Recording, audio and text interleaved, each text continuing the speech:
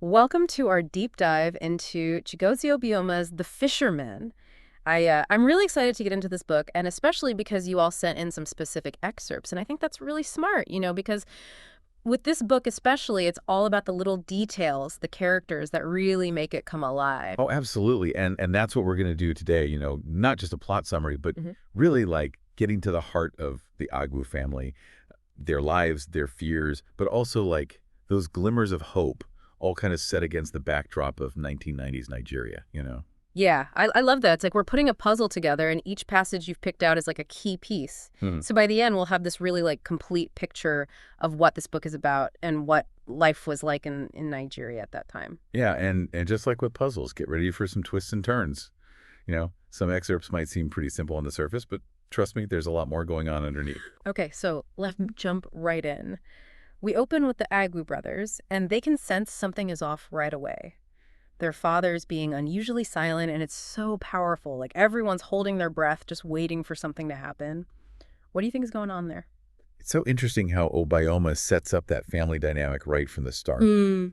The father is this huge figure, almost like an eagle to them. Yeah. So when his behavior changes, it leaves this weird emptiness, this silence that makes the boys vulnerable. And they're trying to figure out what's going on, but it's their mother who gives us the first real clue with her hints about dad moving to Yola for work. She even asks, what kind of job takes a man away from bringing up his growing sons? So there's this fear right from the start about how she's going to handle everything on her own.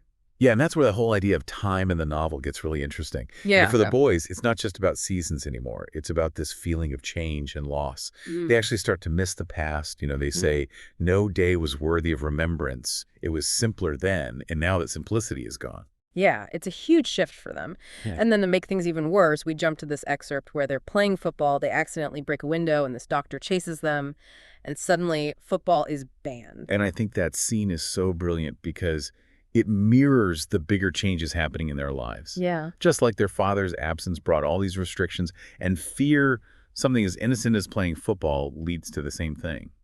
Their world is unpredictable now. So they turn to fishing, sort of as a replacement for football. But even that, which seems pretty harmless, becomes a problem with their father. It's like nothing they do is right anymore. Exactly. And it's not really about the fishing itself. It's more about them trying to create their own structure, their own rules Hmm. in a world that feels totally out of control. It's a form of rebellion. And then we meet Abulu, the madman. At first he seems harmless, singing, dancing. But then he makes this chilling prophecy about Ikenna, the oldest brother. He says he's going to die by the hand of a fisherman. That's a pretty serious statement. So for those listening who might not be familiar with Nigerian culture, can you tell us a little bit about the significance of prophecies? Yeah, that's crucial to understand because in Nigeria, prophecies, especially from people who are seen as spiritually connected, sometimes even touched by spirits, they carry a lot of weight. Hmm. People believe in their power to see the future. So even though Abulu might seem like an outsider, his words have this really deep impact. And we see that impact play out. It's like a seed of fear is planted in Ikenna's mind, and it starts to affect his relationships and how he sees himself. Mhm. It's subtle, but it's definitely there. It makes you think how much of what happens is because of the prophecy itself and how much is because of the fear it creates. Ikenna starts to see danger everywhere, even in his own brothers. It's like his reality is getting distorted. And that distortion leads to this awful scene where Ikenna attacks his brother Boja. He's convinced that Boja is the fisherman destined to kill him. It's so sad. That scene is brutal, and it's so important to understanding the book's deeper meaning. It shows how the prophecy is twisting Ikenna's thoughts and turning a normal sibling rivalry into something dark and dangerous because of paranoia. I notice that the well starts to become an important symbol here. What do you think about that? The well is fascinating because it's like this place of safety for the boys, somewhere they can escape. But it's also a place of danger. Remember, that's where Boja drank the bad water. And it's not a coincidence that both Ikenna and Boja die at the well later in the story. It's like it's foreshadowing their fate, but in a way that's really cleverly woven into their lives. That's a really good point. It's not just some random symbol, it's connected to their experiences. It makes you wonder, are the boys truly bound by fate, or is it the fear that's driving their actions? That's a question that runs through the whole book. And speaking of fate, the deaths of Ikenna and Boja are just devastating. But the way their parents deal with the grief is really powerful too. Their mother's descent into madness is especially haunting. Those spiders she starts seeing are such a strong metaphor. It's like they represent how sneaky and powerful grief can be.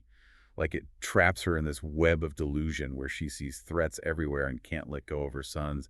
It's a powerful image of how grief can warp someone's mind. And it's interesting how even little things like the smell of the well water become so meaningful. It's like their grief has seeped into everything. Yeah, Obioma is a master at using those sensory details to show how all-encompassing loss can be. He doesn't shy away from the rawness of it, Yeah. but he also shows the love that's at the root of their pain. And then there's this glimmer of hope, the possibility of escaping to Canada. It feels like a chance for them to start fresh, Mm, but even that hope is complicated. it is. Yes. For Ben, the youngest brother's escape is tied up with guilt. Mm. He feels responsible for not protecting his brothers, and he wants to avenge them. So he's torn between wanting a peaceful future and this sense of loyalty to his family, especially to his brother Obembe, who wants someone to pay for what happened. It shows the difficult choices they face. Yeah, there are no easy answers. Even the dream of a better life is overshadowed by the past. And the past isn't just personal, it's political too. The military coup, the riots, the soldiers looking for Obembe, it all adds to the tension and uncertainty. It's like the world around them is mirroring the chaos within their family. Obioma does a fantastic job of connecting those larger forces to the family struggles. It shows how things beyond their control can shape their lives and add to the tragedy of their story. This is already so much to think about, and there's still so much more to explore. Before we move on to the next set of excerpts, any final thoughts on this first part of the book? You know what strikes me is how Obioma uses such simple everyday things like the well and the fishing hooks to convey such complex ideas. They become these powerful symbols, not just of danger or loss, but of how fragile life is and the way our past shapes our present. It's masterful storytelling. Absolutely. It makes you want to go back and reread those passages to catch all those subtle things you might have missed. And for you, dear listener, we want you to think about this. If the boys had never gone fishing, if Abulu had never made his prophecy, would their lives have been different? It's something to consider as we continue our deep dive into the fishermen. Welcome back. We're diving back into the fishermen, and we're going to see how Ikena's fear really starts to take over. You sent in this excerpt about a nightmare he has where he's falling from a bridge. It's during this imaginary trip back to their village, Amano. What did you think about that scene? You know, it's really powerful because it's not just a bad dream. It's more like a premonition, like a symbolic foreshadowing of Ikena's downfall. Mm. Not just like a physical fall, but a fall from grace, a loss of innocence. Mm. And you see how that fear that's been building inside him, it starts to isolate him from his brothers. Right. It's like he's pushing them away, trying to distance himself from them. We see him excluding Obembe and Ben from their games, even from their room. And I think part of that is him trying to protect them, maybe subconsciously. He believes the prophecy, and maybe he thinks that if he separates himself, he can keep them safe from the danger he thinks he represents. But of course it backfires. Yeah, because that distance just creates more tension, right? Like a self-fulfilling prophecy. Exactly. The more he isolates himself, the more his brothers try to connect with him, and the more he pushes them away. It's this really sad cycle of fear and rejection. And it all comes to a head in that scene with the broken television. Obembe is just trying to watch Skippy the bush kangaroo with Ikena, trying to connect with him, but Ikena just loses it. It's such a small act of defiance Yeah. from Obembe, just wanting to watch their favorite show. Yeah. But it triggers this huge overreaction from Ikena. He smashes the television, which was a symbol of their happier times, their unity as brothers. Yeah. It really shows how much the prophecy has changed his reality. And then, of course, there's that really disturbing excerpt where Ikena attacks Boja physically. You can just feel all that fear and frustration exploding. Obioma doesn't hold back in that scene, and it's important that he doesn't. This is the climax of everything that's been building up. Ikena has completely convinced himself that Boji is the fisherman who's going to kill him, and he's acting out of pure paranoia. It's scary to see how strong fear can be, how it can distort our perception and make us do violent things. And it's not an accident that this happens near the well, is it? Not at all. Right. The well, like we talked about before, is this really loaded symbol. It represents both life and death, and its presence in this scene adds to that feeling of dread. Remember that this is also where Boja drank the contaminated water and lived. Now looking back, it's almost like foreshadowing his own death, but also a reminder of his strength. It's pretty unsettling to think about it like that. This scene is a turning point in this story. There's no going back for Ikena or Boja. It sets in motion the events that lead to their tragic deaths. And it's a turning point for Ben, too, their younger brother, who sees the whole thing and has to face the reality of Ikena's breakdown. Ben's role as the observer is so important in this part of the book. It is. He's the one who tries to get help, running from neighbor to neighbor, desperately looking for someone to intervene. But it's no use. No one believes him, or they're too scared to get involved. It really emphasizes that feeling of helplessness and isolation in the novel. They're surrounded by people, but they're not protected. They're stuck in this world where violence and tragedy seem unavoidable. And then they find Ikena's body in the well. It's the realization of everyone's worst fears. The way Obioma describes the funeral, it's so powerful. You feel the family's grief, but also the traditions and rituals surrounding death in Nigerian culture. I was struck by the image of them preparing Ikena's body, washing it, oiling it with olive oil. It's like they're transforming him into something sacred, almost mythical. Exactly. There's a real sense of reverence in that. And the whole scene, the mourners in black, the procession, the prayers, it all brings the community together, even in their sorrow. But there's this lingering question. Where's Boja? He disappears after the fight, and it adds to the mystery and the uncertainty. His disappearance haunts the family, especially Obembe. It's like a wound that won't heal. And then, of course, that wound is ripped open again when they find Boja's body in the well, too, decomposed like a mere lizard. That description is so disturbing, but also so symbolic. It's like he's been reduced to nothing, almost forgotten. There's a terrible injustice in that image. Boja, who is so full of life, is robbed of his future because of this prophecy. And his death becomes this constant reminder of its power. And Obembe becomes fixated on revenge. He becomes the search dog, obsessed with finding Abulu and making him pay for what happened. It's a mix of grief, anger, and guilt that drives him. He blames himself for not protecting his brothers, and he wants to make things right, even if it means taking the law into his own hands. His plan to kill Abulu is so reckless, so desperate. It's like he's ready to sacrifice his own future to honor his brothers. And there's this feeling that it's inevitable. He's trapped in this cycle of violence and revenge, unable to escape the prophecy. It's almost like he's fulfilling it in a different way. And Ben is stuck in the middle. He's torn between loyalty to his brother and his desire for peace, for a fresh start in Canada. His struggle shows just how complicated their situation is. There are no easy answers. Even the promise of escaping to Canada can't erase the past or the weight of grief and guilt. Speaking of escape, the news that they might be able to go to Canada is both exciting and bittersweet. It's a chance for a new life, but it also means leaving everything behind. It does. It offers hope, but it also reminds them of what they've lost and the pain they'll carry with them. And all their preparations for the trip are overshadowed by Obembe's secret plan to kill Abulu. He's determined to do it before they leave, no matter what. It's a dangerous path, driven by his need for closure. He's trying to regain some control in a world that feels so chaotic and unpredictable. But his actions have unintended consequences and lead to a confrontation that changes everything.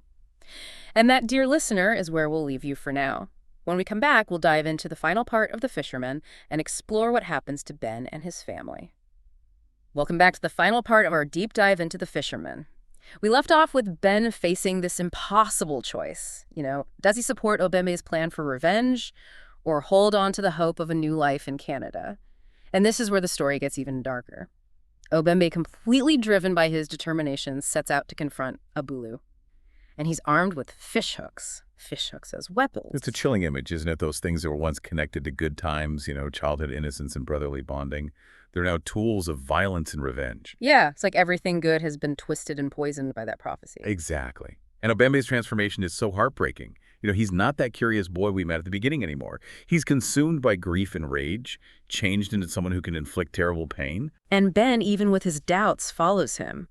He's struggling with his own guilt and fear, but in the end, his loyalty to his brother wins out. It says a lot about their bond. Ben knows this is dangerous, but he can't abandon his brother, even if it means risking his own safety and his future.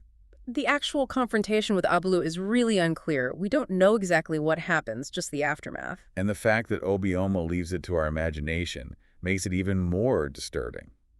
We have to put the pieces together ourselves through Ben's memories and the physical evidence, the bloody clothes, the fishhooks. It's like a reminder that sometimes the things left unsaid are the scariest. The parents' reaction to Abulu's death is so complicated. It's a mix of relief and horror. They're glad the source of their pain is gone, but they're also terrified by what their sons have done, what they're capable of. It's a truly awful situation for them. They're torn between wanting to protect their remaining children and the reality of the horrible things those children have done.